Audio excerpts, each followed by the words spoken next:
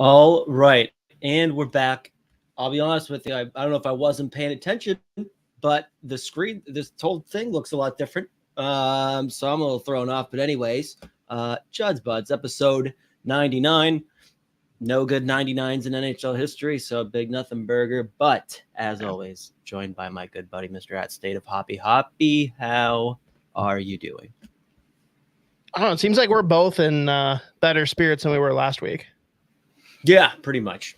Like a little bit alive. Got a couple hours of sleep, maybe. Oh, well, nope. Because actually, I was back on my old antics 2 nights ago. I had to leave for work right around 6 or so because I had to get there early because I was really, really behind. I fell asleep at 5:30. So just got a 30-minute nap in. Tell you what, that feels like shit when you wake up and there's not an option to go back to bed. That one hurt. That was a good day. But yeah, I don't know. In great spirits, feeling great.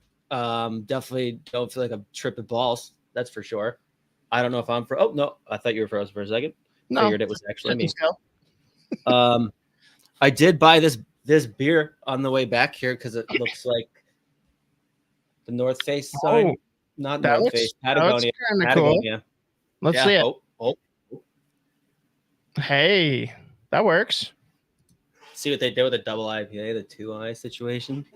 Real clever. Yeah, no, I'm sleeping great. India IPA. Yeah, it's exactly.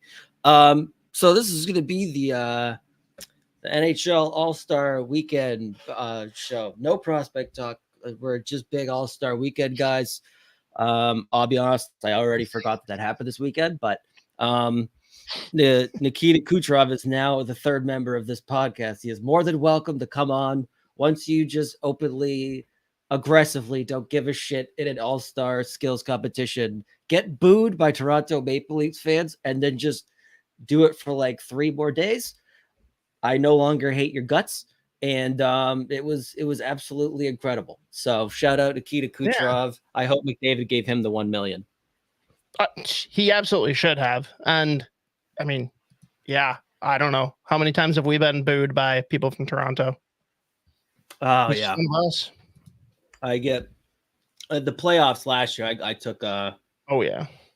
I took him to task. Pretty good. I mean, I don't know. Very funny that McDavid won the $1 million.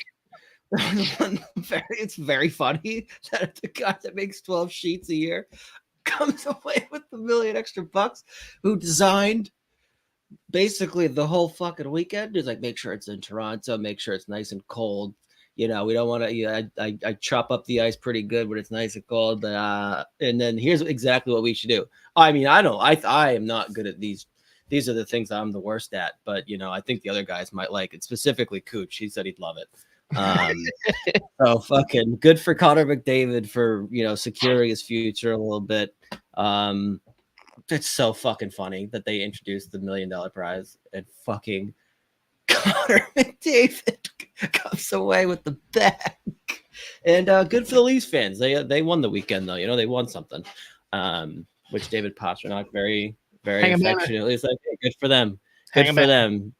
Yeah, they needed to win something. So, you know, good for them. Didn't Pasta say basically like, you think they'll win 2 rounds this year? Well, yeah, he's like, yeah, we'll see what happens, like in the playoffs or whatever. He's like, it's good for them. They needed to win something. It was like, oh fuck, oh god. But now, God, that's going to be miserable in the playoffs, though, for me, because the Leafs, you know, Leafs fans, noted normal people. Very normal. They definitely won't remember that and bring it out at the weirdest fucking time possible. So that's good. But anyways, I don't know, man. I literally didn't watch a second of it live. Did you at all? No, I just saw highlights getting posted about Kucherov not caring, and I loved it. All right, perfect. That does it for the All-Star episode. We'll just be back next week, part 2. No, actually, no. The other thing that needs to be addressed, was it Michael Bublé? Oh, what was that? So they were talking. I don't know if they were doing like a press conference after they did their draft of like who landed on what teams. But he's like, yeah, I don't know what happened there, guys. Like, I don't know. My buddy told me it was a micro dose. He was clearly lying. Oh, I love it. that was like, was that right at the beginning? It was pretty early, yeah. I Because just it's just like, all right, so that's how this weekend's gonna go. That's good. All right. you know, we need more of that. Yeah, exactly. Exactly. Yeah, I just don't give a shit about this. It's fine. Like, I'm not mad about it either. I just don't give a fuck about it. That's the thing. If you're like if you're in your 30s, 40s, whatever, and you have some kind of problem with how the All-Star game is handled, I don't know what to say. I am personally a big fan of not needing to watch it. I really like having, I have other hockey now I can watch that I don't have to like focus on fucking either the Minnesota Wild or the Boston. Like, it really, they both upset me quite often. So a break from that's always nice. But yeah. Connor McDavid no longer collecting food stamps. Good for him. No, but I mean, really, no super set agenda for this one. I mean, we're going to do pretty much mostly draft stuff. We do have to address a few things. Yeah, Minnesota. We can start with that too. From Horror Docs. Everyone, play the young guy. Garen, did you mean play Marilyn Goligoski? That's how it was interpreted. And it's, I mean, you know, it's crazy too, because I mean, Russo had put the article out, and like basically his tweet like was perfect. It was like, one time Adam Beckman was at the very top of the prospect pool, and since then he has played like 12 games in the NHL. We got a caveat.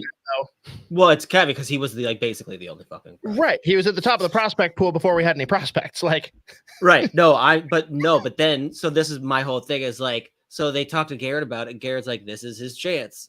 Immediately is scratched. It's like, all right. Or before that, the lines came out. He was on the fourth line. It's like, same shit. All right, cool. Same shit. Yeah, no. Okay. This is fucking unbelievable. Like, and why? Then Declan Chisholm, can't play him. It's like, welcome to Minnesota. You're out of the log jam in Winnipeg. Scratched in place. If I don't know if NHL.com is lying to me about the projected D pairs, but I mean, we're looking at Merrill, Faber, Middleton, Mermis, Goligoski, Bogosian. You can't fucking put Declan Chisholm in there. That's what NHL. I'm gonna check it on Daily Faceoff. This is outrageous. Because Brodin's sick. Middleton, Faber, Goligoski, Bogosian, Mermis, Merrill is what they have on here as of February 7th from Russo. So I'm going to go with that. I like that. Okay. Thanks.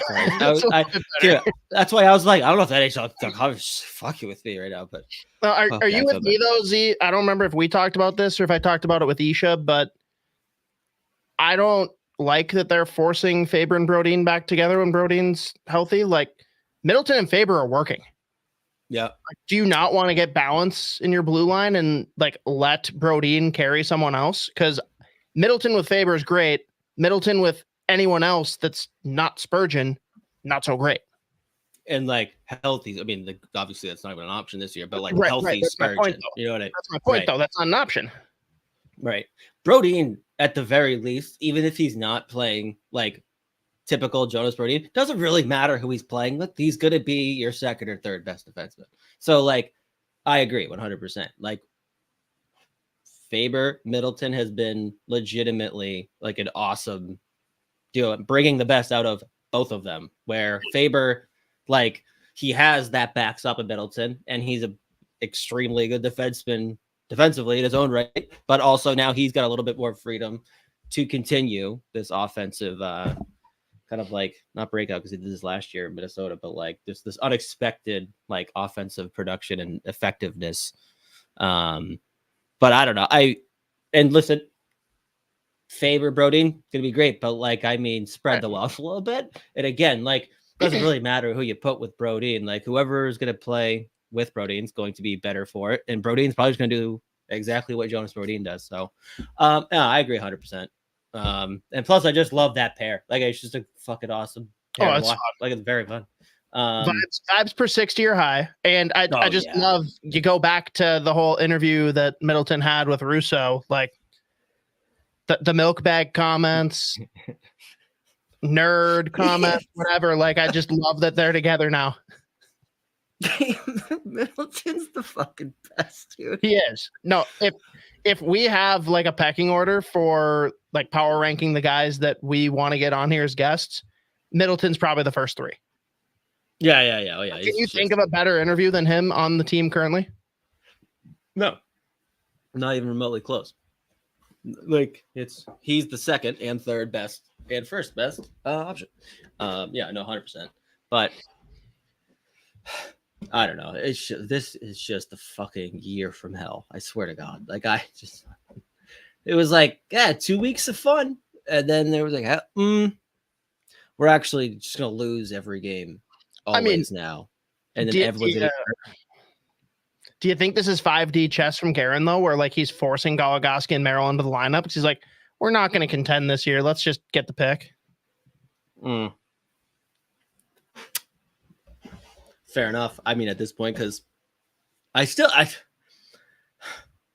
weird because I still because if they really are playing like at this point, it doesn't matter because again, Spurgeon's out for the whole year. But like they shouldn't be bad enough to be like. There's like being a lottery team, and then there's being a fucking lottery team, like where it's just like this is like one of the worst teams ever, and it's like how are they here? How are they like fucking bottom 5 or 6?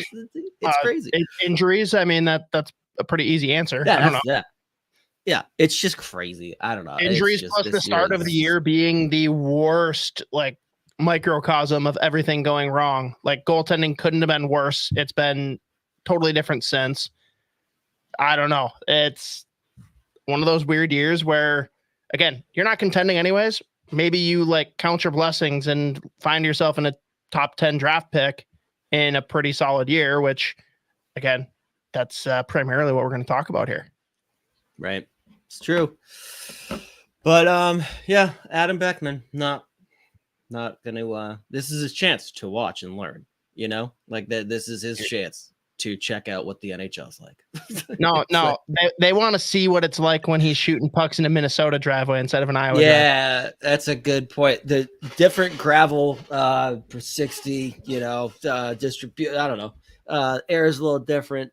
Checking the specs on the end line of the rotary dirter. No. The last time we did talk about Beckman, I mean, we might have touched on him like briefly last week, but like he has been ripping it up in Iowa since he got healthy again. He has stood out every time that they've played. Even they went on a brutal losing streak. And by the way, Mason Shaw looks phenomenal. He's playing again. He's got a shorthanded goal. I think he's got 2 or 3 on the season now. But literally, like, got healthy. Some of their losses have been, they don't look like a real hockey team. Part of that is like they have to fucking lose half the team to get called up to watch, like just in case someone else somehow gets hurt on Minnesota. So like they have half a team all the time anyways.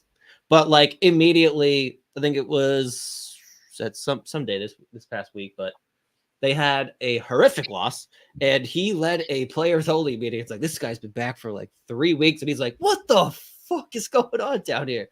And we love Mason Shaw for that, but good to see him back healthy after what, four fucking ACL tears. I'm after one, you would never see me like stand up again. I would be like, nope, that's it for me. I don't like this at all. And he is now playing professional hockey again for a 4th time after 4 fucking ACL surgeries. So, but it's been great to see him. He's a beauty. But that he is the fucking best. Good Western Canada guy. Anyways. God, yeah. Back to my point too. Sean, lose the game so Chicago has fewer lottery balls for Celebrini. Keep playing checkers, boys. Garen is playing 4D chess. I Yeah, if Chicago gets Celebrini, I'm just done watching hockey. It's fucking pointless. Yeah. I mean, such a bunch of good dudes, great organization, great culture over there. So I'm sure the NHL's going to do what they can to let them catch a break for once. Yeah. Well, I'll throw up. I will throw up. We might as well get into it, though. Let's get into draft talk. And holy shit, this weird hockey tournament called the Bean Pot that somehow everyone is interested in watching. Yeah, it is unbelievable. Every year I cry laughing because somehow, and this is sneakily some of the funniest shit the city of Boston's ever pulled off is getting like a substantial amount of North American hockey fans to give a shit about the Bean Pot, which there are 4 fucking teams from Boston who compete. That's it. There's no like qualifying other than like, hey, are you like one of the 4 here in Boston that like you still exist? You haven't your school's not okay. Yeah, no, good. Yeah, absolutely. You can come play. And it's just so funny. It is fucking sick every year. It's a great tournament. It's very fun. It's just funny. The Garden gets absolutely rocking because people get there and like you get your ticket for both games and beers are just flowing. Love the Northeastern. I've said this before, sneakily the most unhinged of the 4. Like their fans are absolutely insane and say some of the most heinous things I've ever heard in my life. They're just like, oh wow. They pretty much they take up like half of the nosebleeds just themselves. So, but I mean, Celebrini dropping F-bombs. Great game, by the way. Holy shit. The most Ryan Leonard assist of all time. But those goals, oh my God. Yeah, there you go. Like that's what this kid does. Like, yeah, everyone's saying like, oh, I don't know, Celebrini could go down as like one of those first overall draft busts, like touch grass. I don't know why. It's such a weird. It's like the only player that they've never said that about is like McDavid and Bedard. It's the same people that do this shit every like. Oh, I don't know. It's this. It could not work out. I said this about some other first overall pick, and I know what I'm talking about. It's just a crazy fucking like need to just shit on these like 16 and 17 year olds. Like, I think he's gonna be a really bad player for first overall picks. I think he's gonna be bad. So I don't know why people do that because Celebrini's fucking unbelievable. Like he literally excels at every single part of the game. Like two-way player, yep. Insane shot, yep. Dynamic playmaker, yep. Skating, plus. Like it's just like there's nothing that's gonna prevent him from being a very good NHL player. And on top of that, he's incredibly smart. Like he has no real actual weakness, which is why he is strongly first overall. Like it's crazy to me that people are like, oh, could be not good though. But it's like, oh, really? That's weird. What a weird way. Yeah, no. Well, look at all like the majority of the first overall picks.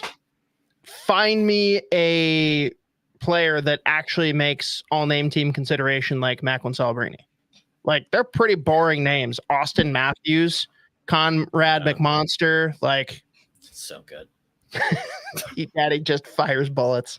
I don't know. That's the only thing I can come up with that seems weird. And are we in agreement? Like, there's one team we definitely want him going to, right?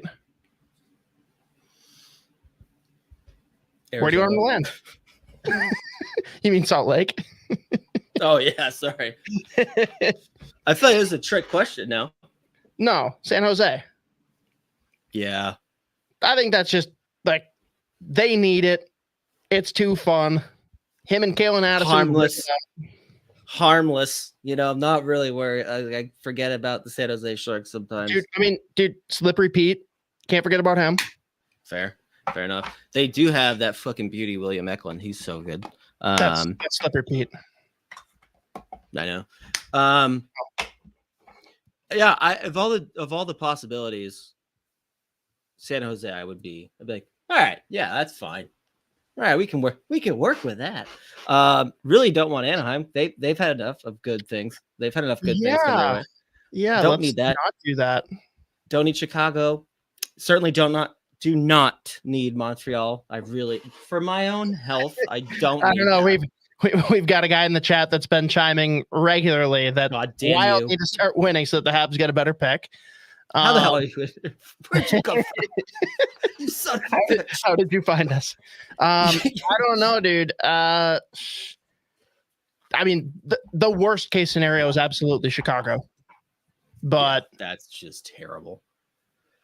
There's going to be some interesting teams though that don't make the playoffs that could like pull the crazy New York Rangers, give them the free first overall pick bump. Like, I don't know. Yeah. Dude, watch, it'll be Detroit for sure. God, Jesus Christ. You do not need it, that Habs fan 14. You do not need another first overall pick. Son of a bitch. You need it. You've also got some of my favorite goddamn prospects the last couple of years, too. I'm sick of this. I need it to not happen anymore. Stop it. Dude, weren't you like messaging their latest draft pick and like saying horrific things to him because he got drafted? Yeah, God, I actually finally forgot about that because it makes me mad every time. But whatever. It's all right. But anyways, we can kind of transition that into actual draft. The bottom line with Celebrini is it was already pretty firm, like a month maybe into this actual hockey season. But it is Celebrini, and at this point, like Demidov for me personally is around there, like he's in the same zip code, but then there is a serious drop off. But like there isn't really a player right now outside of like Demidov at his absolute best. Maybe Yzerman, but probably not because he's certainly got plenty of flaws in his game at this time, like it's so far this year, especially. Yeah. But I mean, right now it is like Celebrini, and then the draft starts. That's like kind of where we're at. It feels like. Because it's funny, you like just listen to any like whatever people are posting, like whatever they're like elite prospects. They did theirs when they did their top 64. And they always do their video. They like put the video out of like the full conference that they do. And it's just like, all right, like anything about Celebrini before we just move on to like, it's like, nope. All right, great. And then the draft starts. So that's like kind of at this point, just that's where we are. No, totally. That's fair. And I mean, you've been hard on the Demidov train for sure. There's been a lot of up and down for Cole Yzerman. It feels like that's really it for the forward discussion, though. Am I right? Like the rest of it's like real defense heavy at the top end of the draft. Are there any other forwards that you see being in contention for a top 5 pick? Oh, yeah. I mean, definitely Berkeley Catton, Spokane Chiefs, WHL. He's been on the radar for a long time now. He was a top 5. I mean, another guy for me. He's probably been a consensus, like easy top 5 for a while. And I know like Smart Scouted, we're having our mid-season rankings meeting coming up during next couple weeks. Everyone is pretty firm on him. Most of the people in our group have him 3, 4, 5, somewhere in there. But solid 2-way center.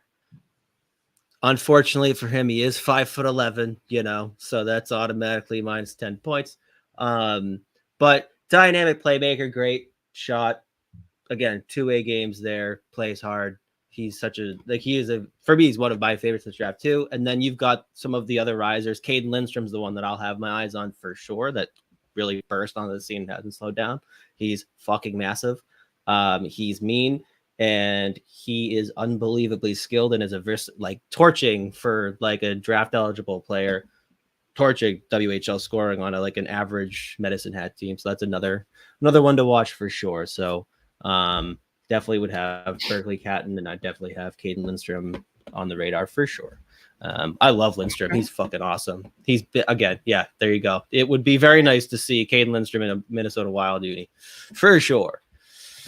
I mean, and we haven't talked about him a ton. Like, is there anything that you see for potential concerns with him, or anything that truly pops off in comparison to some of these other top guys, or just kind of cut and dry like you've explained it?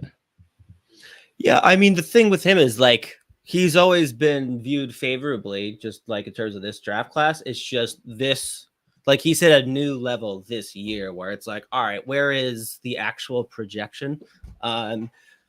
So, I mean, I don't think I've, at this point with his start to the year and how he's just continued, I don't really see many people who have him outside of their top 10. And I know there's plenty of people who would push for him to be in like a top 3, 4, 5 discussion for sure. But I mean, again, he is for draft eligibles. He is that, like, he is the prospect that so many GMs and scouting directors like dream about. Where it's like, he's huge. He's 6'3", 6'4", he's 200 something pounds, and he's fucking mean. And he has the scoring touch, and he's incredibly smart. Like, he's got that super high ceiling, but his floor is also super high. So it's just, that's the thing. But I guess in terms of why maybe his name hasn't been thrown around the past as much, as just because, like, all right, where is the actual projection here? Because he's kind of hit that like crazy trajectory just in the past 6 months versus like how much of that has been there. But I mean, he's been a Team Canada guy for forever. So like, he's been viewed again as like a consensus, probably first, top of the second round. But then this year, the ascent's just been crazy. But he is awesome. Like, he is so fun to watch too. That team has a couple of guys. Medicine has got a couple who are very fun. Andrew Basha, sneaky, like honorable mention all name just for the last name, Basha. Another very fun player, definitely a first round guy. Very slippery, skates real well, tons of skill. But yeah. That's all you got to say on Basha? Like, that's a guy that we haven't talked about once on here. I'm not yet. Probably. Okay.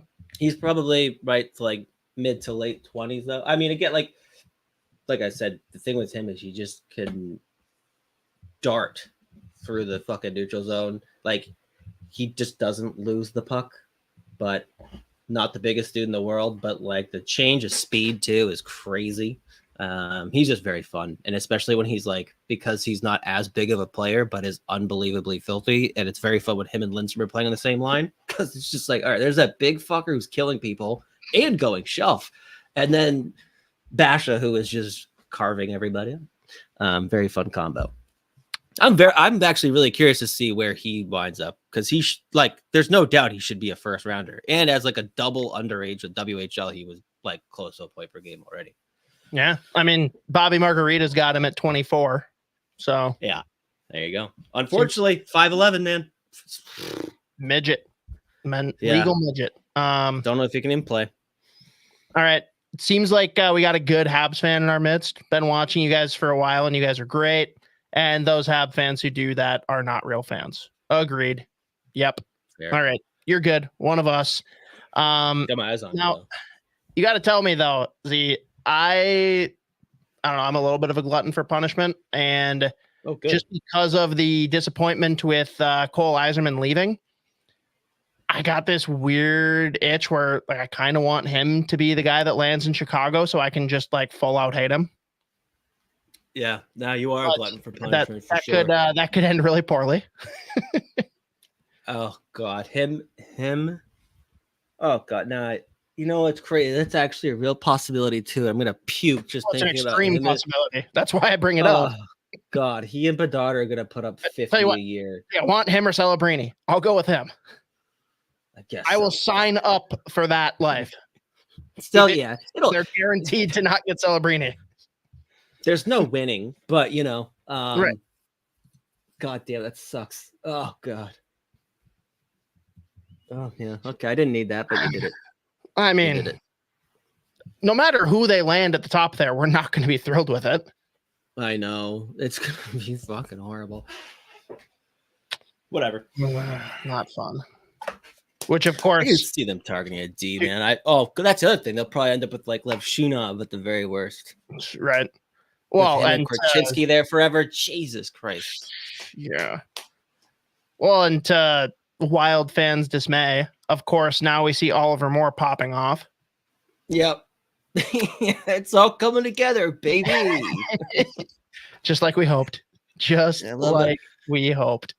Love it when a plan comes together. It's fucking great. Oh, man. We got one here from Swerve95. A Ginla's kid D-man Yakimchuk will be attainable for the Wild 3 to 10 spot. That big 6'7" Russian D-man. Lots of gooders in the draft. Nice. I mean, realistically here, looking at profile, looking at who's going to be available, let's just be conservative and say the Wild falls somewhere between 7 to 10. Who do you see being the top considerations? And like, do any of these guys fit that bill? I'm going to say that Salayev is probably not going to be in the mix just because he is like blowing through all rankings now. Like everyone's got him top 3 or 4, but who do you see being realistic there, and who would be on your wish list? Yeah, so this is like something I was going to touch on too, just like because of how weird this draft class is, just in terms of, oh, like this player has the like all the tools of the world, but they're missing this one thing. Like the top, it does feel like the top outside of Celebrini. At this point now, you've got a bunch of the same players everywhere in that top like 15 range. So it's fun because I was actually looking at it and I don't know why I was surprised, and it made me really like pause and try to figure out, all right, so what's like reality specific? Yakimchuk. That one for me, like I think the Minnesota Wild would love to have a kid like Yakimchuk, and he should be attainable in that range. Because I'm just looking at it now. So, but we know that Bobby Mack always has a pretty good feel on what the league thinks, because he quite literally uses NHL scouting departments. And Bobby Mack's got him right around 12. Then you go to Pronman, who yep, I was just going to ask you about that one. This is why I was like, holy shit. He's got him, what, at 3? At 3, yeah. That's crazy. But I mean, that is wild. But he also is like pretty heavily invest. Like that's where he gets a lot of his stuff too. So it's probably, I guess, somewhere in the middle. I think you also put Wheelers in there, and he's probably around the 20s, maybe a little higher. But Yakimchuk for me is a guy that the Wild, like that would be a really nice target for. Like I kind of feel like 12 is that's like just a little too rich for me, for him, that player. But same time, like they went heavy on center last year. They've got tons of scoring in that pipeline. They've got a ton of left shot defensemen in their pool already. And Yakimchuk has always shown that like legit upside. He's fucking huge. He's a 6'3", 200 and whatever pound fucking mean right shot D-man. He's been really good in the WHL this year. He's flashed. I think Pronman used game breaking. I've seen it every once in a while. I think that's something that if you really like that profile of player, if he does it one time, you're like, there it is. That's what he is. Somewhere in the middle. He's got the ability. I don't necessarily believe that's something that's going to be in his game a whole lot, the NHL level, but like for me, as long as he moderately hits, that's easy, like floor as being a number 4 D-man. Like he's got some potential top pair. I don't necessarily see him as a number 1, but I think a player that Wild would love is a player like Carter Yakimchuk, just because he does have that two-way ability. He's fucking mean, right shot defenseman. So that's one guy that specifically, I think we said this last time we talked about the draft, like Yakimchuk's one that's very interesting to me. But again, I think 12 is probably a little rich. Apparently Prodman doesn't agree. But that's all right. But I do like him. And Mateo chimes in. I know they are both legal midgets for a defenseman, but if bracket's running the table, I'd prefer Boyum or Parekh on defense. Z. Yeah. Yeah. So I mean, for me, Z Boyum's one of my favorites in this draft. All name team, first of all, first team, all name team. A solid name. And the shit he's doing at Denver is legitimately unbelievable. Like he's over. I mean, he might be at just under a point per game at this point, but he's right around a point per game as a 17-year-old freshman. He is more than capable as like just defensively, but even just stuff like we've talked in the past about Kyle Masters making forecheckers look stupid. Zeev Buium has made some of the best forwards in college hockey look silly just by retrieving pucks and just leaving guys dust, like tripping over themselves. He evades pressure unbelievably well. He's just one of my favorites in the draft. Zane Parekh plays basically forward.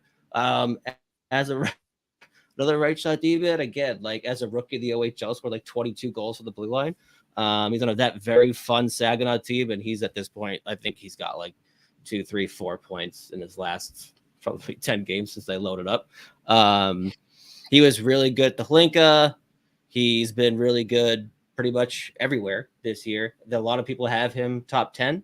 The defense is going to be a big question mark. I think he's taken a step forward this year with a lot more focus on it. And at the very least in motion, like against the rush, he's showed ability to like stop at the neutral zone. But again, it's just like so many of these like high octane offensive defensemen. It's just like the in zone when like any sustained offensive pressure, like that's where like the glaring weaknesses where they're just pulled out of position left and right. You might get beat along the wall, but he is like very fun. So that would be a fun pick for sure.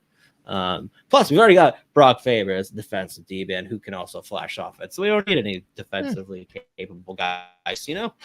Yeah. But yeah, Parek's fucking awesome. That's what I am fascinated because even the guys, like even some of like those scouting outlets who like, oh look, they're like 20 of their top 25 guys are like 6'5" right shot defensemen who just like have 7 total points in their fucking lives. Even they've got Parekh like top 12. It's like that's the best because he is that good. He is that fun to watch too. Okay, fair. Now for the people that are not not thrilled with our boy Judd and how the draft was handled this past year. Those people should be fired to the sun. Hey, we need a solid centerman, which is still a fact. Like we do need centermen. Who do you see again in that range realistically? Like what centers would you be targeting around that 8 to 10 spot? So this is where like, again, because these rankings all over the place, like we've seen Lindstrom down there. And if Caden Lindstrom is available, if you're picking like 12, if he's sitting there, you take that player and you run and just make sure like, we actually got him at 12. Okay, great. That's perfect. He is like the perfect player for the, like mold of center is exactly what they want. What's the punishment if you go and try and draft a player that's already been taken? They're like, you've never actually had this happen before. You guys go fight in the parking lot. Whoever wins gets the player. I don't know. Right here on stage, whichever team takes it down first. My God. Boom. I'd pay to watch that. We would love that because the Wild would win, probably very easily. Yeah, that seems reasonable. Billy would take 25 of the 30 beers himself. But in terms of centers, again, if Lindstrom is sitting there and you're picking 12, I don't know how you don't take that player. Trying to think the other centers that are going to be right around there should be. I love fuck off, Sean Cosgrove centers because we're getting Brock Nelson in a year. Jesus Christ. It'll make people lose their minds. But I mean, if Constantinius is sitting there, I love Constantinius. Yeah. Because he already plays such an NHL like style. And he actually, shout out to Constantinius, I believe today he got his first pro hat trick in Liga for Ukraine. He's like it's crazy because like whenever people talk about him, they're like, oh, not exactly the most skilled player, but plays an unbelievably effective two-way game. Like his mold is that of a two-way NHL center already. The knocks are like how much skill is really in there. Like he's definitely not like a game breaker, but again, unbelievably high floor. The question's the ceiling. I think he's still got a pretty fucking high ceiling because I thought even though the points didn't jump off the page of the World Junior, I thought he was excellent. Like he was good throughout the tournament. And then when Finland actually decided that they remembered how to play hockey again, he was one of their better players. He's been playing second line center in Liga all year long incredibly well. He's almost a point per game over there. So I love Constellanius. Again, the knocks are just like, all right, what's the actual ceiling? And then the fact that he's 5'10.5". Okay, but additional benefit. Again, we have all name team consideration. Oh, absolutely. Yeah. He's not missing out. That's for sure. Yeah. No. But I love Palladius. So that'd be another one I'm very interested in. And then, hey, depends on how people feel about is Tij Aginla, all name team, great bloodline. How they feel about him as a center. Again, it's a question mark whether he's a center or a winger, but I mean, at this point, he's put himself in top 15 consideration. By the end of the year, he could be a top 10 guy. He's right. I think the fucking, what's it called? Hockey Canada has his height 5'11 3/4, where it's like, you sons of bitches, you could have just helped the kid out for like 1 minute. That's me. 5'11 3/4 for life. Oh, okay, 5'3", thanks. All right, cool. Yeah. All right, perfect. Yeah. Got it. Dude, he like gotta lie on the driver's license, of course, but dude, Tij Aginla, I mean, he is fucking unbelievable, and he just like has not slowed down at all. Like, one of the best players in the WHL. He is fairly young for this draft class. He's like, the ceiling is insane. His thing is like, he plays like cocaine hockey. Like, he just doesn't stop. Like, all he does every time he gets the puck is like, all right, make every single player on the ice look like an idiot. And he does it effectively and scores tons of goals. He makes tons of plays. So it's just like, all right, what does this look like at the NHL level? Which is, I guess, really the name of the game for just like scouting in general. But if he ends up as a center, I would be all over, because you want to talk about game breaking ability and skill. Oh, he's got it. In the centers, like the Minnesota Wild. Thank you, Judd. Whether people are mad about it or not, they have a lot of centers in their prospect pool now, and they've got a lot of really good centers in their pool at this point in the pipeline. How many of them are actual game breakers? It depends on how many of them are actually centers, to be honest with you, at the NHL level. Like, I think at this point, Riley Heidt, probably a winger. Yeah, and a fucking unbelievable one. Marco Rossi, you just have a stud.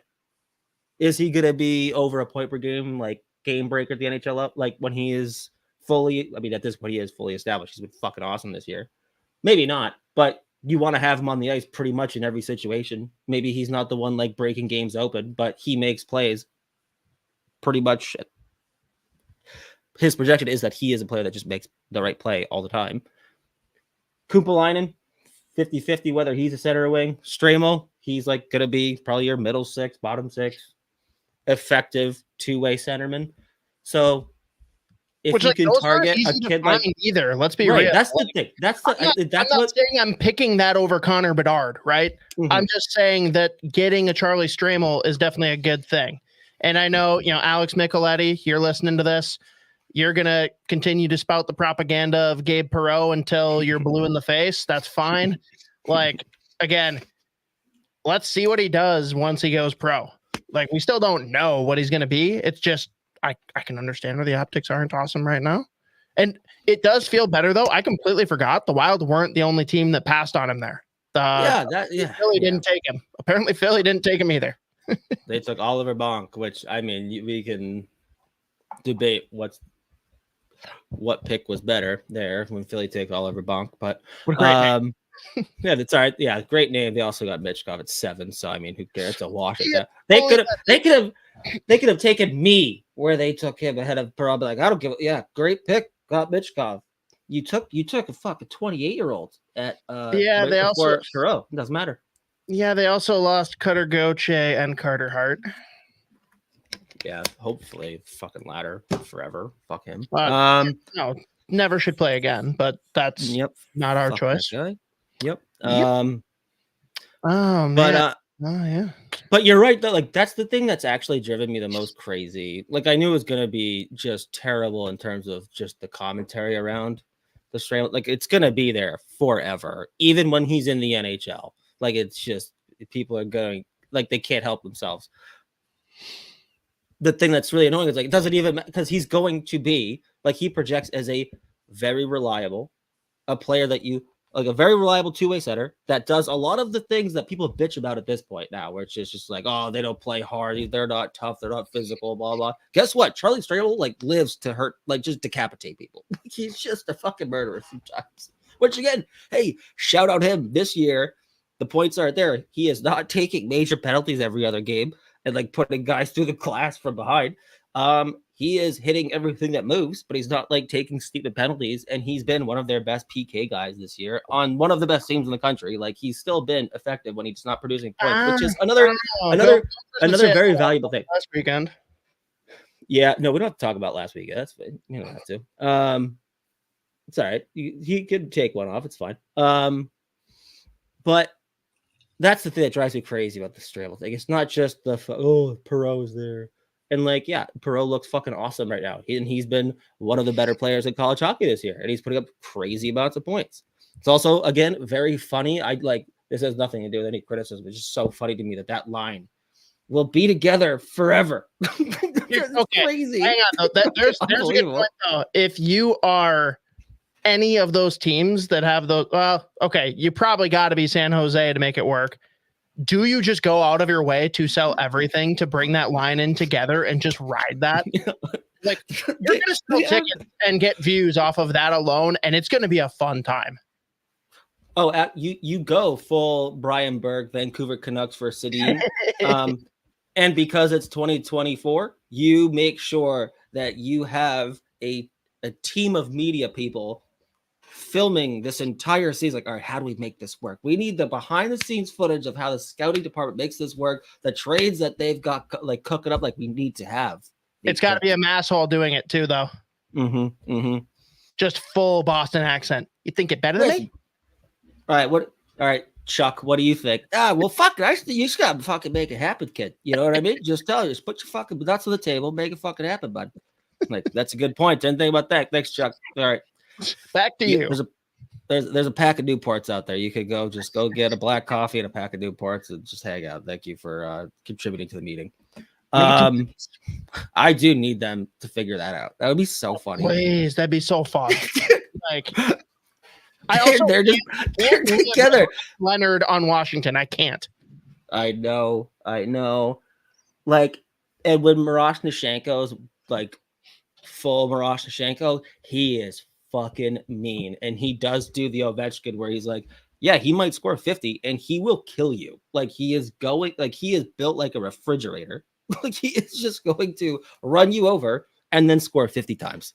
Like he fucking rules. By the way, did you see Ryan Leonard's assist versus BU? Oh yes. Like it was the most Ryan Leonard assist of all time. Yes, but I also gotta like call that one out for a second because that's one of the ones where like Micheletti is like, oh, Wild fans are gonna be haunted by this. I'm like, what? He stood wide open back door for a tap in. Like, did you think that Gabe Perreault was Ryan Leonard on this play? Like, what is happening here? I'm sorry, Micheletti, I love you, but the Gabe Perreault propaganda needs to fucking stop, dude. Just stop. It's gonna be a funny group chat later. But no, that assist, I was crying laughing at that assist though, because like he runs someone through the boards, just then he wins. Bull rushes in a circle and just whips it in front.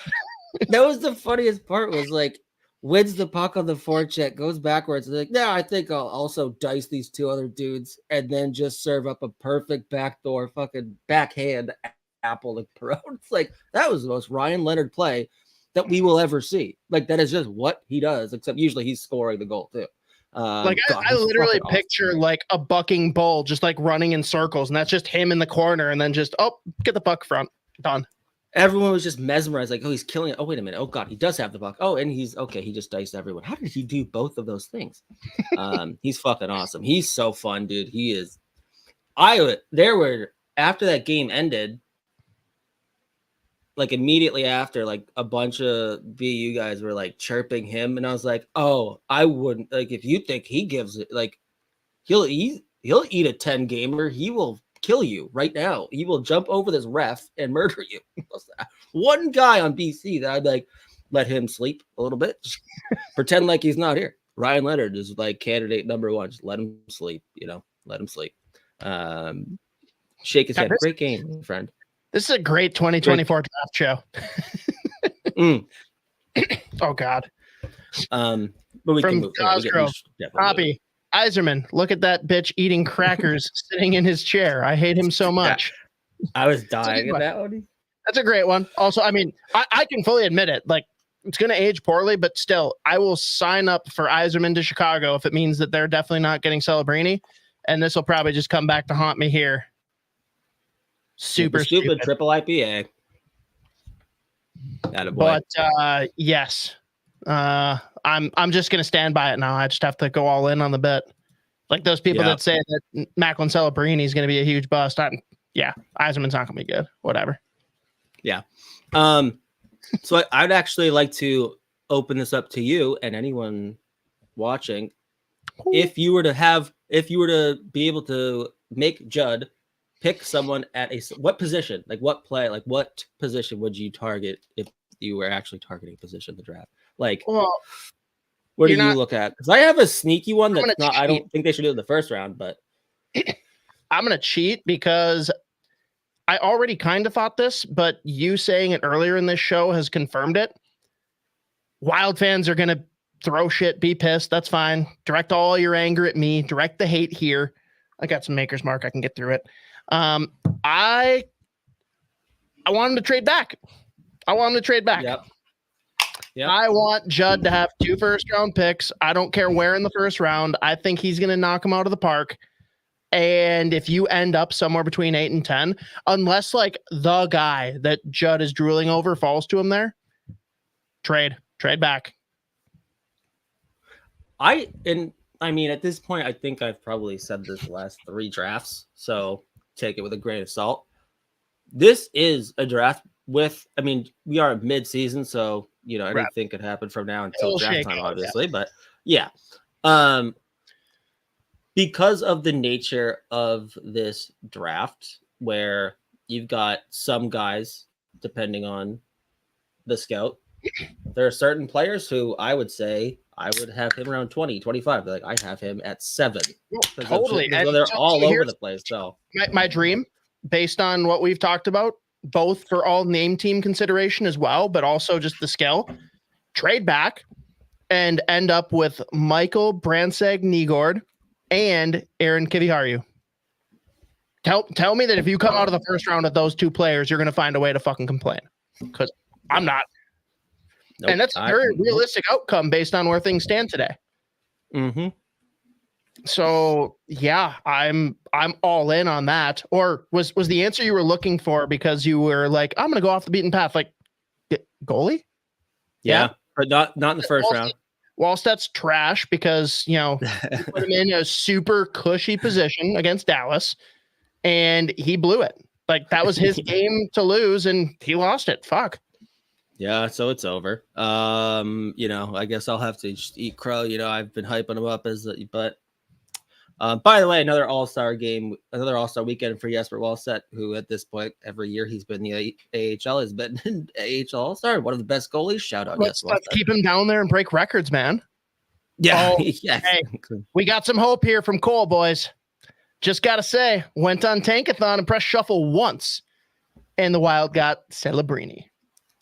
Every once in a while when I'm sad, I'm like, let's just throw it in there. They probably got 2nd overall, though, and it was just like a dipshit GM that got cute and went with Salayev 1st overall.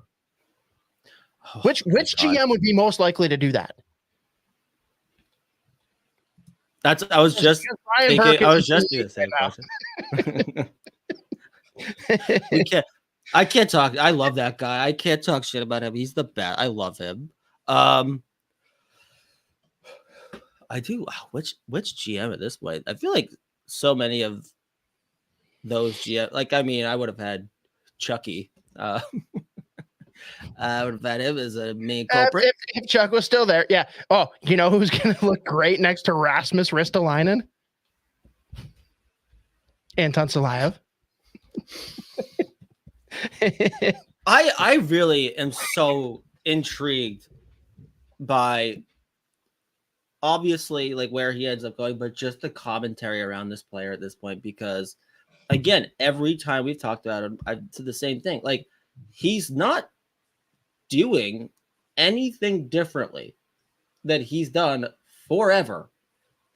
It's just like working, and it's crazy because I mean, he's on a top pair on one of the best teams in the KHL. He's getting top power play minutes. He already like eviscerated the defenseman scoring record for like draft eligible players in the KHL. Like, and there's like one of my favorite follows for draft Lassie Allen. He's actually like regressing in terms of how he like what he's actually doing. Like, so it's crazy. Now He's definitely going to go very high in this draft. And I get it because the tools are just undeniable. Like, you just don't find a 6'7" monster who moves the way that he moves, who produces points the way that he produces points. And it's funny because, like, if you talk to some scouts, they'll be like, the hockey sense and hockey IQ is not great. And then you'll talk to scouts like, he's got some of the best hockey IQ in this draft. But it's like, which one is it? Being 6'9" is the best hockey IQ out there, if you didn't know. Very smart decision on his part. The Wild will never get him, so like it's kind of a moot point. But I gotta sit here and wonder if the Wild drafted Anton Salayev. I want to know how many minutes it would take before he got sent down to the MHL. Just buried there. They would be pissed. They'd be pissed. Billy got another one. He's got another one. Send him down. They're done. I don't care. Season's 3 more over. years. Done. The KHL lottery now. We don't care. I am just so fascinated by Salayev. Like, he's closer to, he's a 15 to 20, 25 guy for me because he just scares me. Like, I do think if he is like, he's a prime player that you draft really high and just either gets you fired later, or like you look like the smartest human being at this point, actually, because it's just not like a quiet thing anymore. Like, he's very prominent in the scouting world at this point. Like, everyone knows who he is. I guess you can't really look smart for taking him high because so many people think it's a no-brainer. It is just at a certain point, does it become the safe pick? Because if it fails, it's like, yo, everyone had him going this high. What was I supposed to do? Yeah, true. God, it just scared. It would scare. I would be as if you were announcing that pick, you're like, fuck. Please work. Yeah. Oh, you look like, if it doesn't work, you do. I mean, I think you look like a fucking idiot. But it's going to be fascinating, or it won't be because everyone knows he's going to go super high. I guess it's actually not going to be that fascinating. But, but yeah. Whatever. But back to what we were saying before, though, I wonder if they do. Like, I wonder if Judd and co. take a look at a goaltender in the second, third round, because you do have Wallstedt, who is the best goalie prospect on the planet. Well, was until like a month ago. That's a good point. But after that, you don't have any goalies in your system that would project to become an NHL regular. Like, Hunter Jones has been up and down. Like, we've seen really good stretches from him, and then the last little bit has not gone well for him.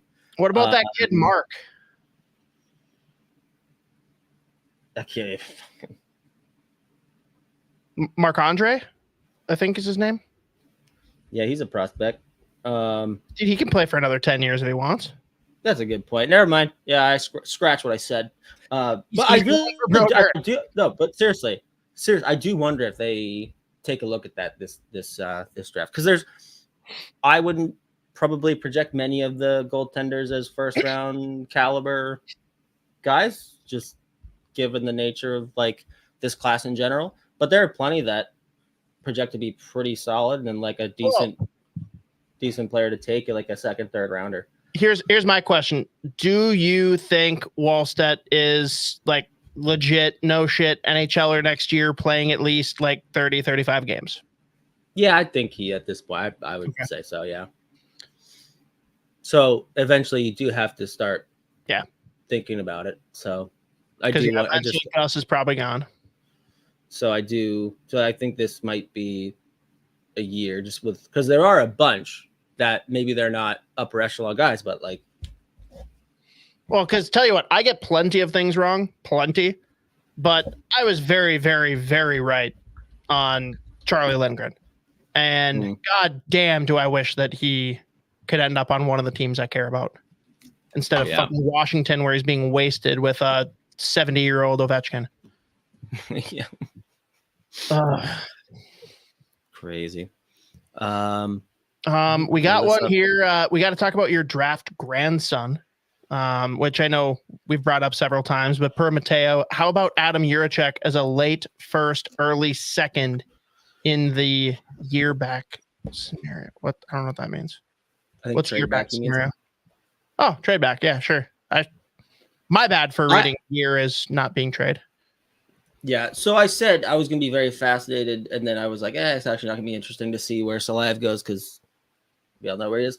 Juracek is one that actually will be because he is probably out for most of, if not the remainder of the season. I believe last time I checked. Coming into the year, top 10 guy, had a okay, not great, not horrible start that he gets hurt.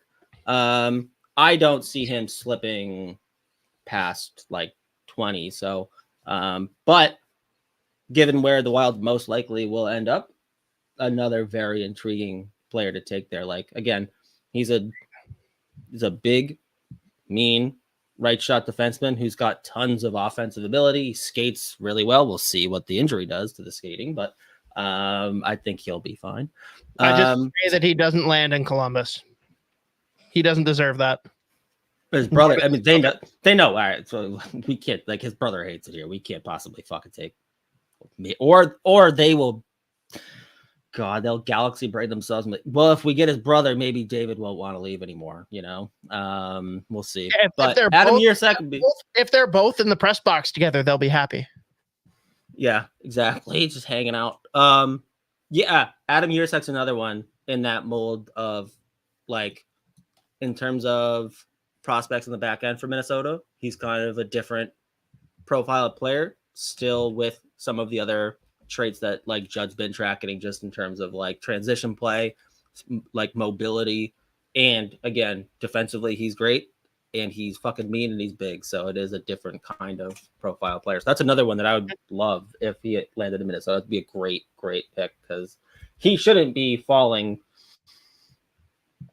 a whole lot farther than like he was projected to go like this past summer, but the injury is definitely going to play a role just because he's not going to play a whole lot of hockey recently. So I would love it if he ended up in Minnesota. That'd be a great pick.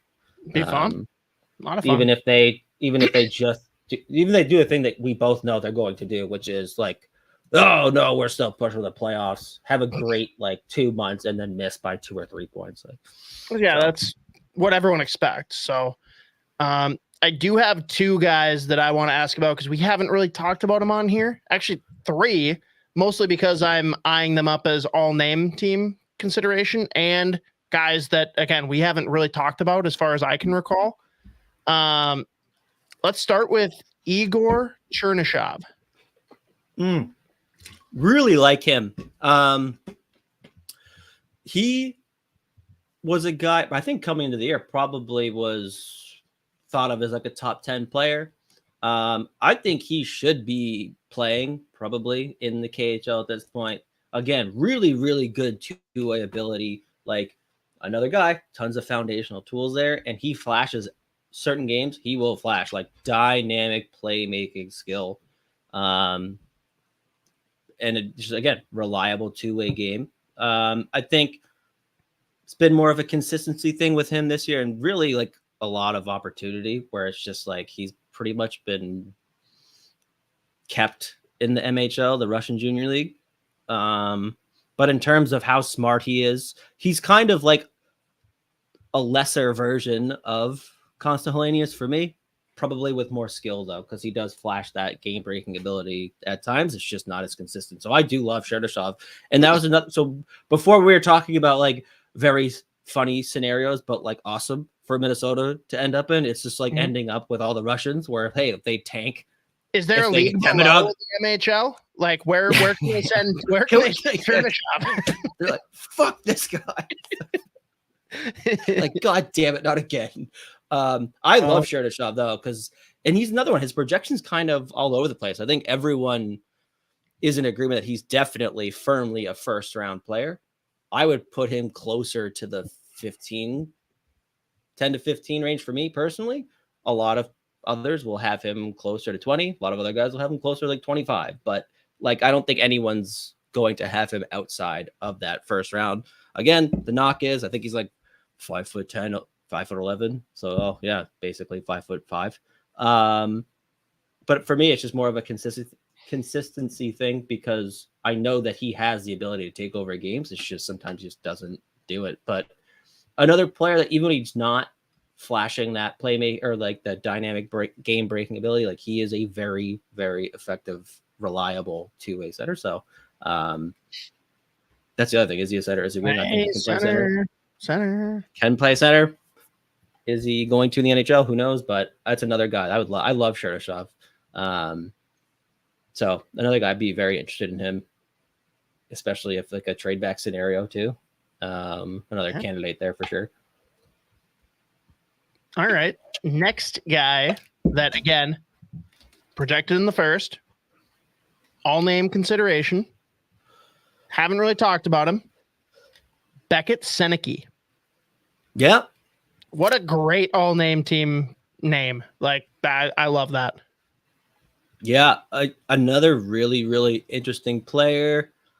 He's probably a guy that I think teams wonder about first round.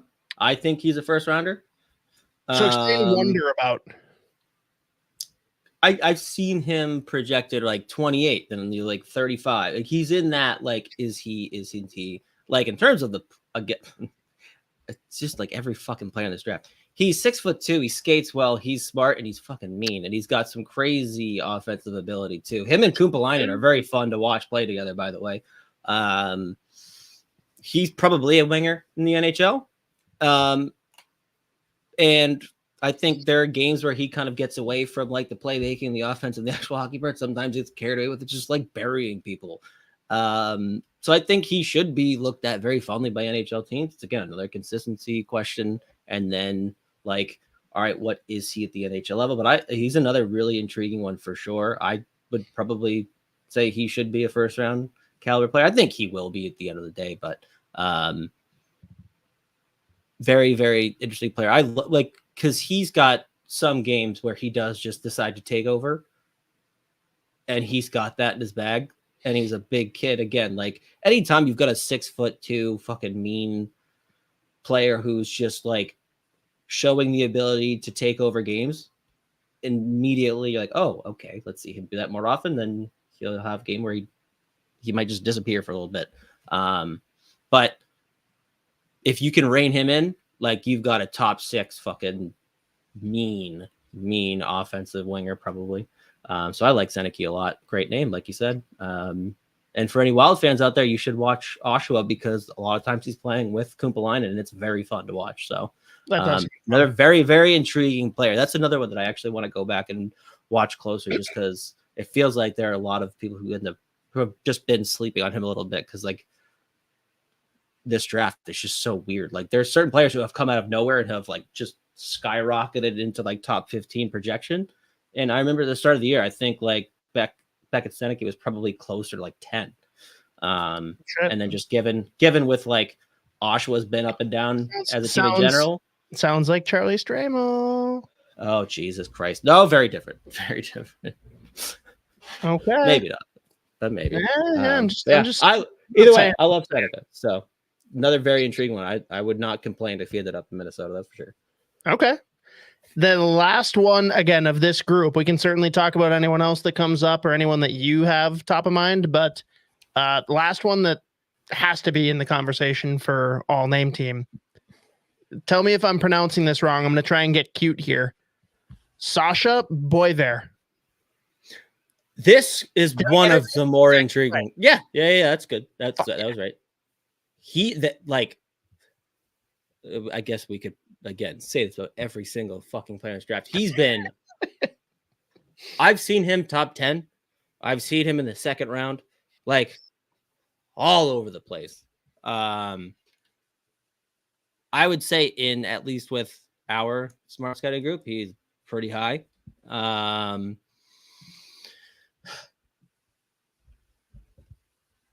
There is definitely a question about, all right, what is his actual ceiling?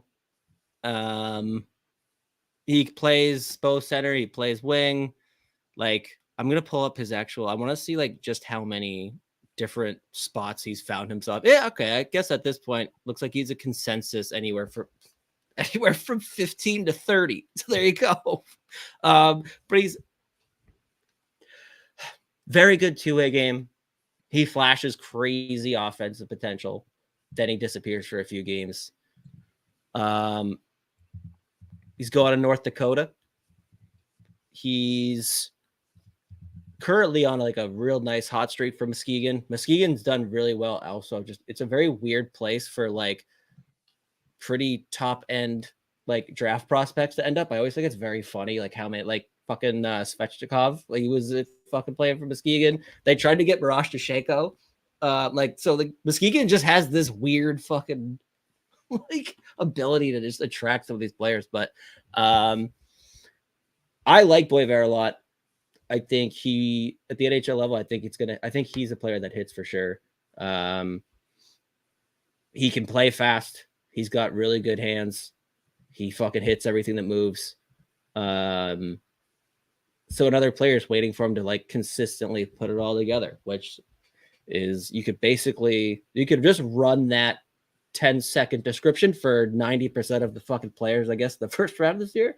But he's very, very intriguing. So I like Sasha Boiver a lot. I would have him probably closer to 15 than 30. So okay. That's definitely like a long-term high-end prospect to draft too. Like whoever, like as we've said the last couple of years, like whoever Minnesota ends up taking, they don't need them to hit the NHL all that. Like they really don't need this to be a quick turnaround just in terms of like draft to like full-time NHL status.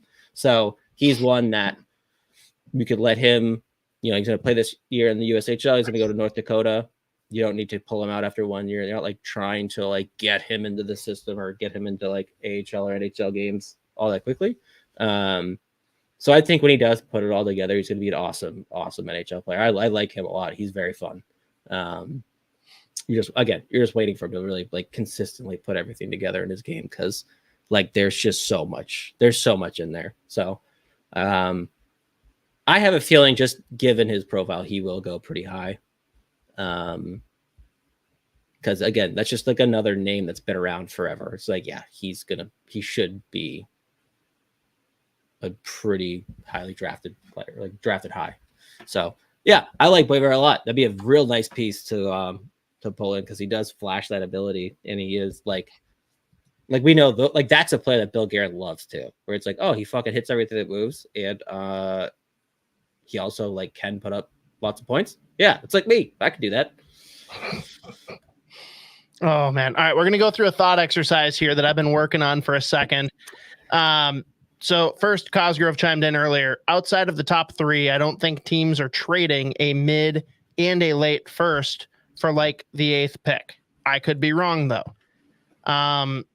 Now Mateo chimes in and has a counter to my proposed trade back scenario. Trade back, scoop up Jiricek and Hemming. Call it a day. I'm looking right now at Tankathon. And again, Wild sit at 6. I don't know that that's where they're going to finish, in fairness. But I see one team that is primed for that possible trade scenario, with Philadelphia currently sitting at 18 and 26. First, do you think that some kind of trade there, I'm sure we give something else up as part of the deal for that trade back, maybe? one, are you in favor of trading back to 18 and 26 if that's an option? If you're picking 6, I probably keep that pick. No, if you're 6, yes. But if you fall back to somewhere between like 8 to 10, maybe 12, like in that range, are you? And 12 is probably too high up. So yeah, 8 to 10. Are you open to making that deal, giving Judd 2 firsts in this like pretty balanced first round draft? Yeah, probably. You're entertaining it. You're entertaining it. I'm entertaining it. All right, that's enough that we'll continue on this thought experiment then. So first I have to ask, between Mateo, again, saying go Jiricek and Hemming, whereas I'm saying go Kiviharju and Brandseg Nygård, which of the two would you take if you had to take one of those two options?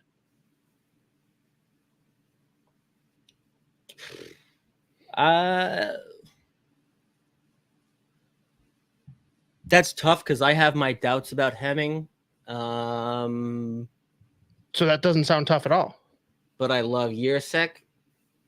On the flip side, I'm still trying to figure out Kiviharju at this point because if this is a player before this year, he was a top 10 pick, no shit, before the injury. Yep. Injury's making me nervous. Oh, really? Okay. A little bit. What was the injury? But I fucking love Brandseg Nygård. It was, it was like, I think they labeled it lower body. So there you go. Nice. It's like lower body, long-term lower body. Like it sucks. Like it's usually, that's usually, we in the industry call it bad. Does that not strike you as the type of pick Judd makes if he's got 2 firsts? Go with a guy that's a no shit, like top 5, top 10 upside pick if things work out there, assuming that he doesn't see something that scares him away with health? Yeah, I mean, so I think I land on Brandseg Nygård and Kiviharju if that ends up being a possibility. Number one, because Brandseg Nygård is legitimately at this point my favorite player in the draft, and like fake speed, an actual target regardless of where. Because I mean, let's be honest, Minnesota not going to make the playoffs, even if they flirt with making the playoffs and then miss out by 2 or 3 points. Brandseg Nygård should be a player that has a chance of being there still. Cosgrove, just got to say, the Bobby Mack list has him at 20. Yeah. And that's polling all of the scouts. So that's why I threw this in as being possible. Yeah. I mean, I think at this point, the highest I've seen him is like 11 or 12. And that's pretty. It's probably, that feels like Wheeler's got him at 13. Pronman's got him at 16. Yeah. So there you go. So I think regardless of how the season ends up, like I think at the end of the day, when Minnesota is drafting, Brandseg Nygård is actually going to be attainable. And I like Hemming is one of the players who has been awesome this year, and he's got like a crazy high potential ceiling. I really doubt he hits it because he's kind of got who was it in the recent draft that was just like, this player's either going to make you look like the smartest guy of all time, or he's going to decide he's going to get the NHL and not give a shit about like being awesome. This player was late draft like 2 years ago. Also drive me, whatever. I'm not going to sit here for 10 minutes trying to remember who it is. But like, he's either going to hit or he will just like be an NHL journeyman. He'll put up 10, 15 every year. But like, he has been awesome this year. He was good. Well, he was decent to good for Finland, the World Juniors. He's like, since being promoted to TPS's first team in Liga, he has not gone back down. He's scoring goals. I think he got another assist today. So he's like putting up close to half a point per game, which is like really fucking good. As a 17-year-old playing pro in Finland, I really have my doubts about him like hitting in the NHL. Like, I just don't see him being a guy that's going to put up, like, he's got 30 and 30 every year potential. I don't think he does it. So, that's why I end up leaning Bronzek Nygaard, who probably could literally play in the NHL in a middle six, who's going to give you decent offensive production, play a really good two-way game, like in a year or two. He could probably play on a fourth line right now in the NHL. Like, I fucking love this player. And by the way, since World Juniors, I think he had points in 5 of his first 6 games back in the Allsvenskan. The Allsvenskan's a really fucking hard league to play in, especially on his team. For like a young player, he's been fucking so he's getting the puck luck now, and he's just like at least a point per game since coming back from World Juniors. He's fucking awesome. So, with that scenario in mind, I'd probably lean on Bronzek Nygaard and Kivi Harju, noting that it's very tough to walk away from like a potential 16th overall or whatever year sec, because like I think that would be fucking awesome too. So, I mean, plus you lure his brother over. It's perfect. Yeah, there you go. All right. Probably tough for you to pull up on the spot, but erase what both Mateo and I said.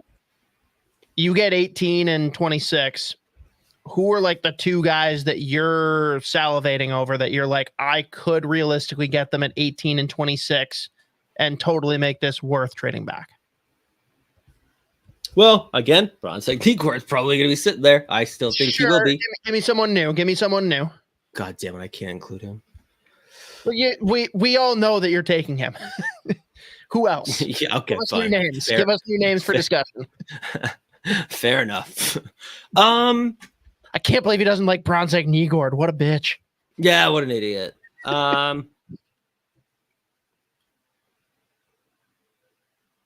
Ryder Ritchie's one.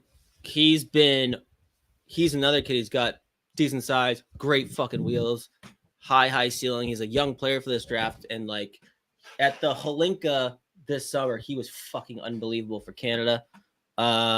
He's one guy that I would be all over for sure, because I do think he's going to go somewhere in that range between, honestly, probably like between those 2 picks. And I think he's got insane upside. So I would probably take a run at Ritchie. And I mean, if Liam Greentree's sitting there, I think that probably is too. I don't think that'll happen. One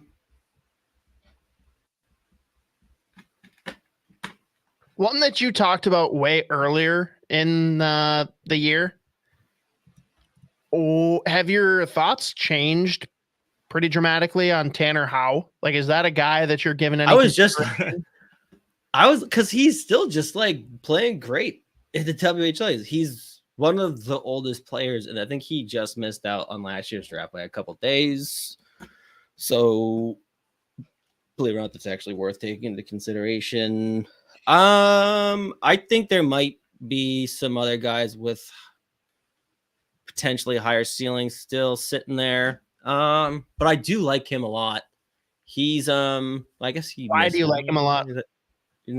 Well, like, so the big question was like, all right, what's he gonna look like when Bedard's no longer in Regina? And he's like, I will still be over a point per game, kind of just doing the same shit on a really fucking bad Regina team.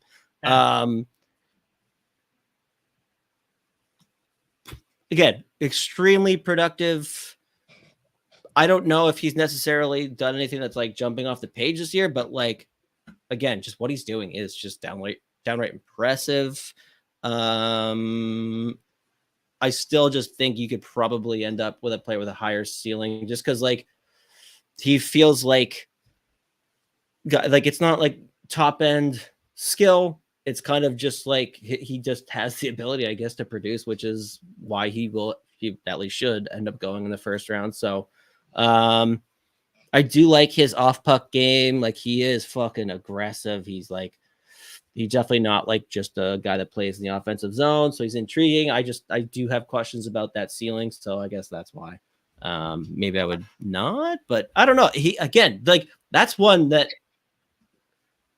I think he'll probably end up tail end of the first round, like 23 through 32. He definitely should be going in the first round. I just do question just like how high is his ceiling. So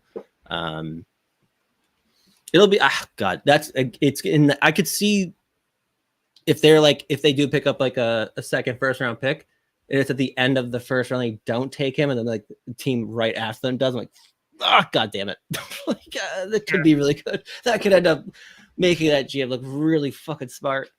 Yeah, he is tough because it's just like, yeah, he's just doing the same thing he did that when Bedard was playing with him, and he did honestly play away from Bedard more often than he gets credit for. He definitely is a player that's kind of just like not got the recognition that he probably should be getting. So he's very interesting. Nightmare fuel.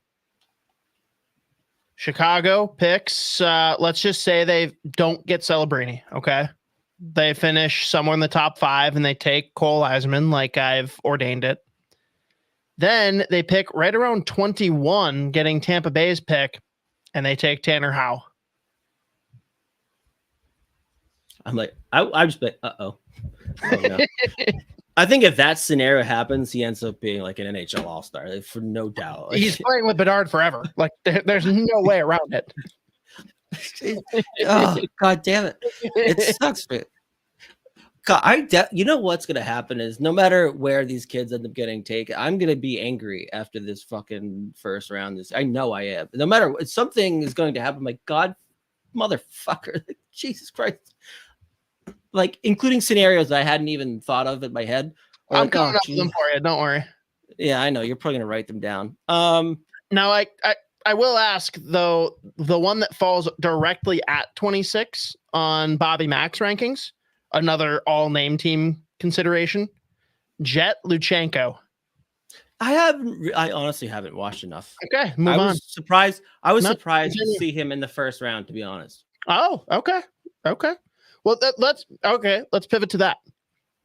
Who is not in Bobby Mack's first round that offends you? I have to pull that list up again. Here we go. Pulling it up. There it is. Okay. Like, who's missing? Who is problematic that they are not in the top 32? I got the list there for you on that outline. Yeah, I'm looking at it. Because I know there's some names.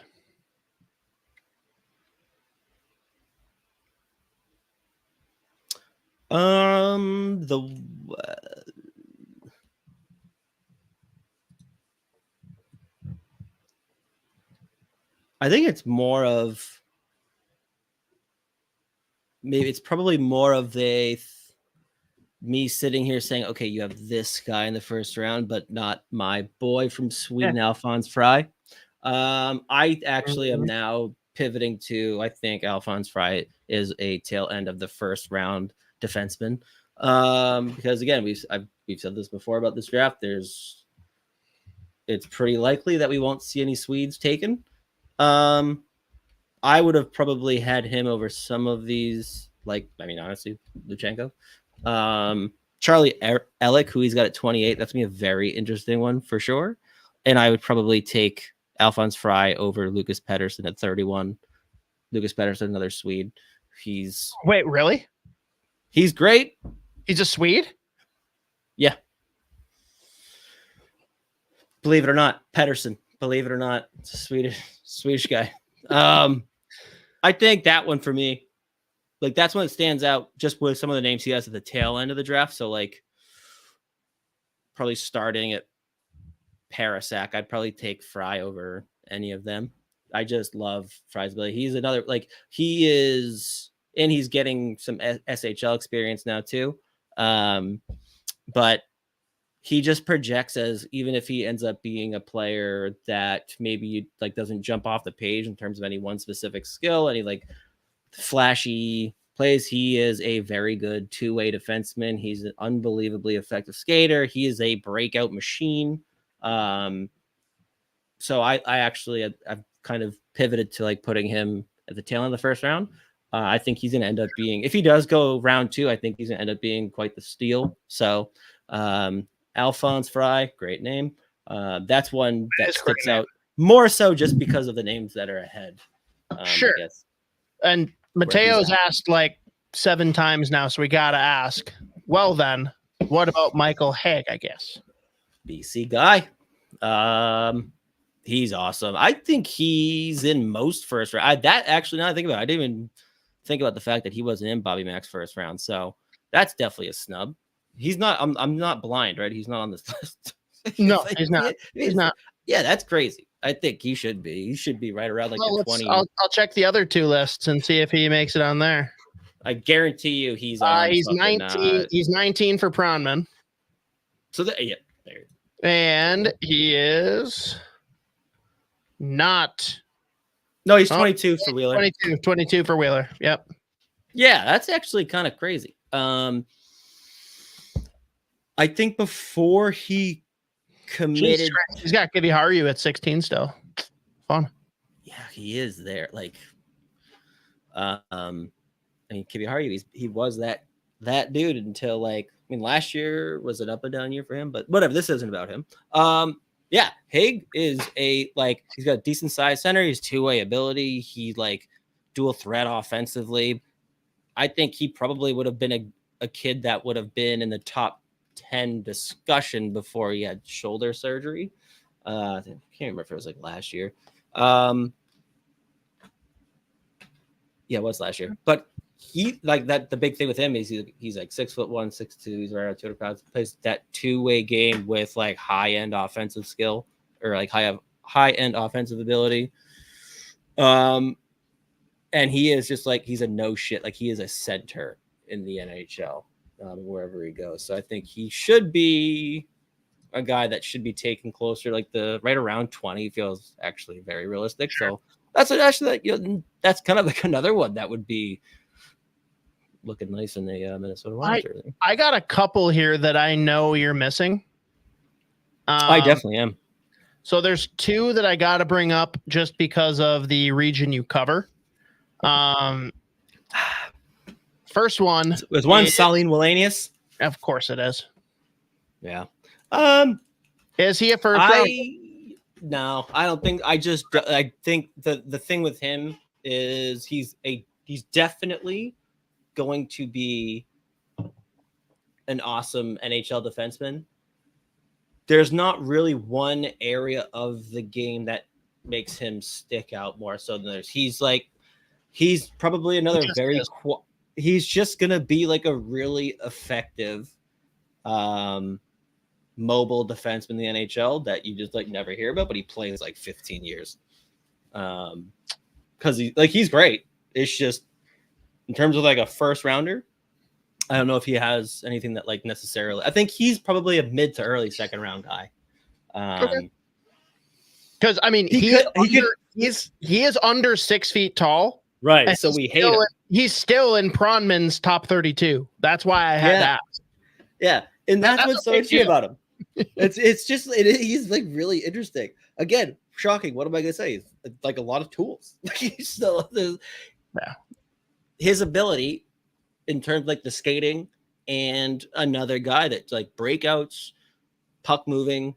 He's awesome. It's just nothing crazy, but he projects just to be a solid defenseman in the NHL that kind of just can give you a little bit of everything, but nothing he's probably a 4-5 that if you're a fan of the team that he's on, yeah, he's awesome. We love that guy.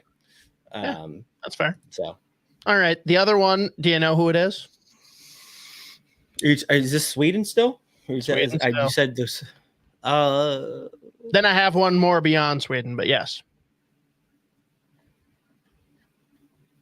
Well, my favorite guy that I don't know why he's not in more first round talk is Simon Zether.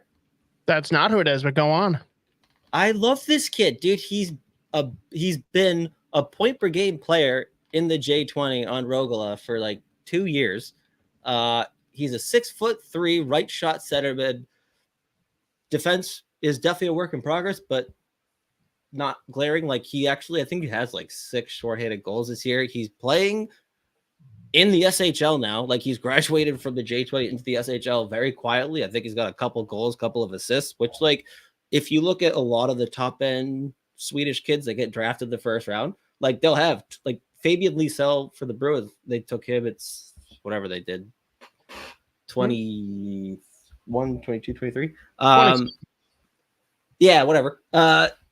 He played like 28 games with Lulea in the SHL. He had 1 point because it's just very hard to play in that league as a 17-year-old. And Simon Zether is kind of just like fitting in, playing like 13, 14 minutes at center. So I think the big question is just like, can he at least continue to improve his defensive play to where he can get by as a younger player? But like the skating's kind of a question mark, but like he is a dynamic playmaker and he's a like dual threat. He's got a great shot. Like all he does is like produce. And when he's playing the J20, like even as a 16-year-old, no one could do anything against him.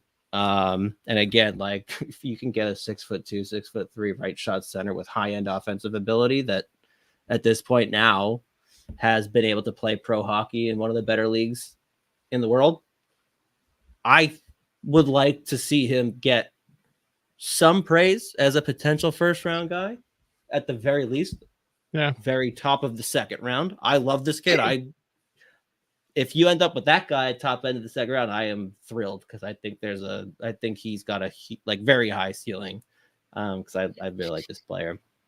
There are a couple other Swedes. A lot of the Swedes are now flirting with like, hey, we could touch the first round, but we got top of the second round. Pronman has him at 28. Wheeler has him at 42. Who do you think it is? Don't look at the list. Wait, who has him where? Pronman 28, Wheeler 42. Dominic Badinka. That's the one. Is it? Yeah. Let's fucking go. He came on to the season strong. We talked about him before because he's got a brother, Daniel, who plays center. Yeah, that's the other reason I remember is because he's the brother. He's awesome. So that's another Swede that will be interesting to track as the year goes on because he's another one that like has been phenomenal this whole year. He's now playing with Malmo in the SHL. They're not in the Allsvenskan anymore. Yeah, they're in the SHL. Yeah, because they beat Brynäs to avoid relegation. That's what it was. But he's played like 16, 17 minutes a night in the SHL and phenomenal skater, big, and he flashes crazy offensive ability. So very, very intriguing right shot guy. I think by the end of the year, he has a pretty good chance of cracking the first round just with, again, that profile of like big right shot, mobile defenseman. I think he's a hidden gem for sure. I like Badinka a lot.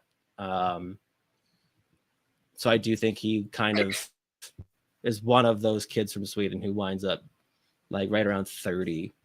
Unless he just continues to do his thing, like he could end up in the 20s for sure because he's got legit ceiling. So love him. Great player. Very fun to watch. Right, he's another one that like when he's playing U20, he's a problem. Like when it's funny, like he'll do the McKinnon where he gets the puck behind the net at speed and everyone's like, oh fuck. Here we fucking go again. This sucks. Sometimes he just like doesn't feel like making a move around. He was like, I'm gonna go through you. And you're like, yes, you are. God damn it. That sucks for me, doesn't it? And then he just kills guys. So it's awesome. Get off the train tracks, bud. All right, I got one more draft prospect, and then we have one final wild prospect question. But this one's fascinating to me, both because we've seen the history of how a sibling has elevated, and the fact that Corey Pronman has a midget ranked at 20 in his rankings, which Corey Pronman does not do. In your backyard, Z, we got to talk about Cole Hudson. Where the hell is this guy going to get drafted, and why should he be drafted sooner? I have absolutely no idea where Cole Hudson ends up. Another guy, I want to say coming into the year when we were like starting to talk about the draft this summer, we were like, should be top 12. It just has not on Bobby's list. No, he's not. Doesn't exist. 41 for Bob McKenzie. Yeah. It's just not been it's been a very up and down season for him. I think a lot of that has to do with the fact that it's a very weird development program team where you've got like Yzerman just eviscerating it, the whole league. They're just not doing anything other than scoring goals. So they're winning games and like beating college teams. But in terms of like a well-rounded team, not that great of like compared to years past. And he's had a lot of showings where it's just not like you're like, oh, that's not gonna work at the NHL. But he does have so many of Lane's traits where skating above average, hockey sense, yep, above average, compete level above average. Like, again, doesn't put it together all the time. I think he's got not as much skill as Lane did or does. So yeah, at that point, it's like that's a high bar to clear. No pun. But that's a massive part of Lane Hutson's game, right? Totally. So it's like, okay, I have all of these tools that Lane has, but with the skill not being necessarily like in the same stratosphere. I mean, Lane Hutson is just he's got like, him. He's got at least an inch or two on him. That's true. Yeah, that's the thing, right? Yeah, can't help it. You gotta think about that. You know, he beats his older brother up regularly. Oh yeah, well, that's the thing with him. It's just like, hey, we've got like some skill, not really in the same stratosphere as Lane Hutson, but just as good of a skater, higher compete, but less of like the natural ability. So I guess that's where it comes in. So that's something that's, oh my God, height. God damn it, Sean Cosgrove, well played. God damn it. You know what's crazy is he's just like sitting on his couch playing fucking online poker and he just rattles that one off. God damn you. He's on. He's on. Yeah. I kind of think like if Lane Hutson didn't go first round, I don't think Cole. I have a feeling Cole won't either. Do you think they overcorrect? That's we really fucked up. The question, I guess. We right? Should fix this. Oh my God! All right, easy transition out. Nationalized, televised game from Chicago. Obviously, you started. Was 8:50 local time. Grammar's not important. Makes sense. TNT. Yeah, it fucking sucks. That is the bane of our existence. It's going to be super fun. We're really excited. Z, hour later for you, so God bless. Well, as we discussed earlier, it's not really going to factor into my sleep schedule because that's about 7 hours before I start, apparently. Anyways, yeah. Fine. When am I going to bed? I don't know, 11 o'clock tomorrow, probably AM during the workday.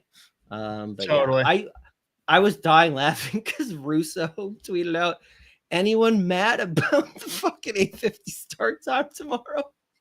Dude, that was the funniest way of saying it. I was like, hey, is anyone mad about it? Immediately 157 replies within 2 minutes. Yes, I am mad, Russo. How did you know? No. How you read my mind because I've been mad about it for 10 minutes playing 8 tables. Son of a bitch. Boy, Cosgrove. Oh, fuck. We got to end this shit. We got one last topic that I do think warrants covering. Mateo asked pretty early in the stream.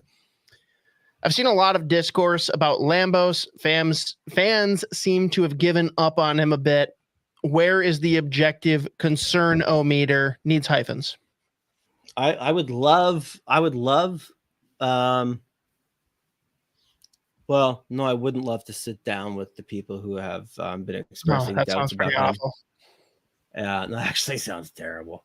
Here's the thing with Lambos is he is a player who his best traits are those like highlight reel plays that we all see what he was doing in the WHL, where he looks like fucking Cale Makar patrolling the blue line. He's playing on the Iowa Wild, who have at 0 point this year had a full healthy roster. What I would say is I would love to see how many people are actually watching Iowa games that he's been playing in, because he's still playing like 26, 27 minutes a night.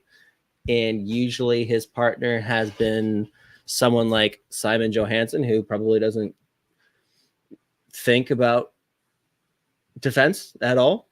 And that's a team that all they do is just give up scoring chances. I would say, would you like to see more offensive production? Sure. But this is the year that they've actually been deploying the youngest decor I've ever seen them use, where like the other night, again, I said this last week, like they act like the oldest player was like Brendan Miller, who was like 25, maybe. So they've been forced to use all of their like young players, just with so many guys getting called up to Minnesota. It's not been a friendly environment for any defenseman or goalies, which is just another very impressive thing. That Wallstedt was a fucking all-star, by the way. I think it's crazy if you're gonna like actually have a concern meter about like, Carson Lampos, because it's his first year in the fucking AHL. He is 21 years old. And he's been playing in a very tough environment, and he's playing huge minutes. PK, power play, even strength. If they are leading in a game and it's late and they're up like 2-1 with 2 minutes left, he's probably on the ice for the entire 2 minutes. Like, he's probably their most used defenseman at this point. Him and O'Rourke, which that's another one that people were like shitting on at some point this year. I don't know why, because he looks the last like year or two. crazy. It's insane, because he was like, he's been awesome too this year. I get really angry when I know for a fact some people that jump on podcasts start shitting on a player like Ryan O'Rourke. I'm like, motherfucker, I know you've never watched him before. I know you don't know who that is. I would. So anyways, long story short, I have zero concerns about Lambos or O'Rourke. Nice. And just because we brought up Iowa, Caden Bankier looks fucking awesome. Like, awesome. Like, he's scoring goals and just looks like he's been playing pro hockey for a very long time. So that's definitely one to watch. I wouldn't be surprised if he got, at the end of the year, if he got like a game or two, or like he's got like at the end of the year when they're doing like, all right, let's see what we got with the young guys. I wouldn't be shocked to see like a Bankier call up. Because he's looked fucking really good. And they actually shifted him to center. Like when he started the first few games, they had him at the wing just as an easy kind of transition from WHL, and he was hurt at the start of the year. But now they've started using him at first and second line center. So shout out Caden Bankier. Shout out. Oh man. All right. I think we did it. I think we finally pushed the limit back to the approximate 2-hour recording. Yeah. I'm winded. Whoops. It was a big workout. Yeah. I'm out of breath. Max is suffering. Yeah. Yeah. Imagine if we actually had to do that test. Oh my God. I feel like I'm in the middle of it. I'm in the middle of it right now. And to think I used to do this for 2 hours by myself. I was sweating halfway through that. I was like, Jesus Christ. Oh my God. This should be an Olympic sport. You get a lot more arguments though, when it was just you. Yeah, which is weird. What a weird guy. What a weird fucking lunatic. What a psychopath that guy was. But anyways, we can let the good people go. Cosgrove can go back to full focus on 8 tables. Attaboy. We'll, in theory, be back next week, or are we not going to be back next week? I can't remember. Definitely won't be on Wednesday if it's a live recording. Not right. Definitely. Unlikely to be. If it is, we're most likely both in the doghouse and doing nothing about it. So there we go. If we're here live on Valentine's Day. Hey, you never know. But yeah, Less likely. We'll keep you all posted. Yeah, but probably. Yeah, it's fine. Keep tabs on the Twitters. Yeah. And we've got about 3 days until puck drop tonight, so it's gonna be great. It's gonna be awesome. 2 nights ago, if you're listening on podcast. The game that's coming up 2 days ago. Oh, Jesus Christ. We really stretched this one out. All right. Thanks, everyone, for tuning in. We had people actually like hanging out with us for 2 hours. That's sad. So we'll see you whenever we do. That's really